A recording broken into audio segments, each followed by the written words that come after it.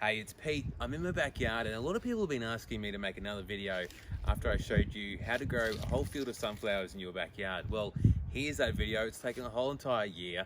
Here's 5 things I wish I knew before starting gardening. Okay, something that absolutely revolutionized my gardening was starting a worm farm. Now, not only worms constantly pooing and weeing out heaps of beneficial microbes and other stuff for your soil that's going to add that life back in, they're also giving you nutrients as well, which you can then add to your plants either by using the castings or making worm teas and brews. I started my worm farm just by buying a worm farm, but I also went and got a whole heap of worms from my community gardens, which sells them for like $5 for a whole entire box, which is a lot cheaper than what you can normally buy them for. It's only taken a couple of months, and my worms chew through everything I give them in about a week's time. Something to watch out for though is you don't want to give them too much food, because one, it can rot faster than the worms can eat it. Also, you need to watch out for putting them somewhere too sunny. They're probably going to crack it pretty soon with me. But as you can see, they're loving life. I love them, and yeah, massive difference to my garden buying a worm farm. Now, another thing that really helped me in the garden was using mulch. Now, mulch is awesome for 3 main reasons. First and foremost, it's going to help with water retention in your soil, which is great for these drought conditions. Secondly, it's going to help keep your root zone nice and cool, which is perfect for these hot summer days. And thirdly, it's going to break down and add nutrients and life back to your soil. There's a few different grades of mulch. Firstly, there's the cheap council mulch, which is actually free. Here's an example of it. If you live somewhere where your council offers free mulch, take full advantage of it. It's awesome stuff. You are going to get some weed seeds in there, but stuff it, just rip them out.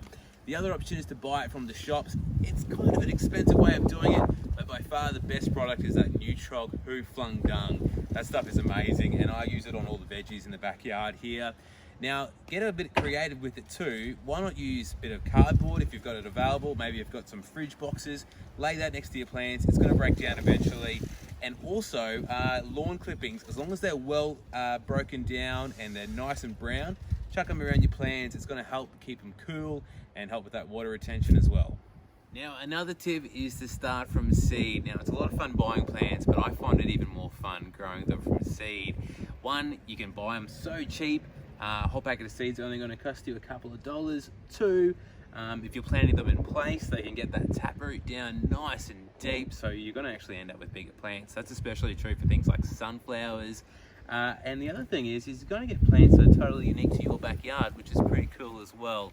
So there you go, save some money, start from seed. Watch out for the fact that you're probably going to lose a lot. It's going to happen. Out of 100 seeds, maybe 20 grow, but who cares? It's still going to be cheaper, and you're still going to end up with a ton of plants. Okay, now tip number 4 is to track the sun in your backyard. You want to get a fair idea of where the sun sets as well as where the sun rises. Sunsets. You want to get a fair idea of where the sun rises and where the sun sets in your backyard, and plant appropriately. Now, why is that going to matter? Well, you want to put that sun-loving cactus somewhere sunny, that shade-loving fern somewhere shady. And by doing so, you're going to ensure you have the fastest growth as well as the best pest and disease resistance. Trust me, you'll thank me for this one. Finally, join your local community garden. Now, those guys are going to have a ton of local knowledge specific to your area that's going to really help you out if you've got a bit of a problem. They're going to teach you a lot more than I can in this quick little video, and usually it's a great bunch of people running them as well. So that is 5 things I wish I'd have known before starting gardening. So get out there and enjoy your backyard.